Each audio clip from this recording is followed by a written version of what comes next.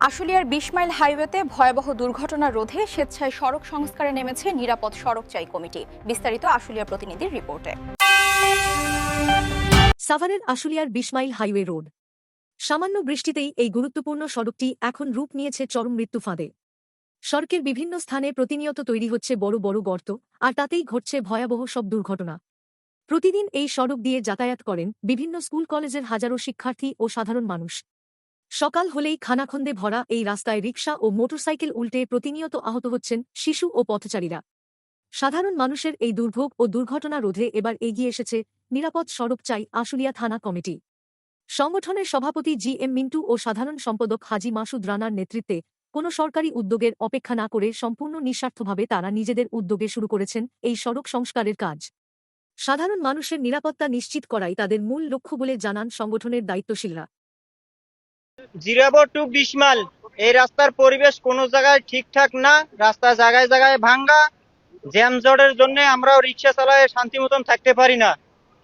অনেক পরিবেশ খারাপ এখানে। ২০ মাইলের মাথায় ভাঙ্গা, কুটুরিয়ায় ভাঙ্গা, আবার কাঠগড়া চৌরাস্তার এখানে ভাঙ্গা, জ্যামজট প্রচুর। ভাই এই যে রাস্তার অবস্থাটা দেখেন, রাস্তাঘাটে এই জায়গায় গাড়ি ঘুরাইতে গেলে রাস্তা খালি গাড়ি খালি উল্টে যায়, যাত্রীর সমস্যা হয়, আমার সমস্যা হয়, কিন্তু কাজ করতে গাড়ি ঠিক মতো চালাতে পারি না। ঘুরছে তো ভাই, গাড়ি উল্টে যায় না, মাঝে মাঝে একটু উল্টে যায়। বাঙালি তো আমাদের গাড়ির সমস্যা হয়, নিজে চালাইতে সমস্যা, আসার খায় অনেক সমস্যা হয় গাড়ির। হ্যাঁ, চেসিস ভেঙে যায়, পাতি ভেঙে যায়। ধন্যবাদ। আপনারা জানবেন যে এই ২০ মাইল হাইওয়ে রোডটা, এই ২০ মাইল থেকে আশুলিয়া রোডটা ভয়াবহ দুর্ঘটনার শিকার হয় এই ভাঙার কারণে। এটা কিছুদিন যাবত এই বৃষ্টির কারণে, এটা প্রতিনিয়ত ভাঙার কারণে প্রচুর পরিমাণ দুর্ঘটনার শিকার হয়। এই মর্নিংগোল স্কুল অ্যান্ড কলেজের কমপক্ষে আপনার ২-৩ হাজার লোক পড়াশোনা করে, ছাত্রছাত্রীরা। সকালবেলা এই ভাঙার কারণে রিক্সা উল্টায় পড়তেছে, মোটরসাইকেল দুর্ঘটনা ঘটতেছে, বাচ্চা বাচ্চা ছেলেরা দুর্ঘটনার শিকার হচ্ছে। আমরা আশুলিয়া থানা নিদকে নিঃস্বার্থে ভাবে আমরা এই কার্যক্রম পরিচালনা করে এই রাস্তাটা মেরামতের কাজ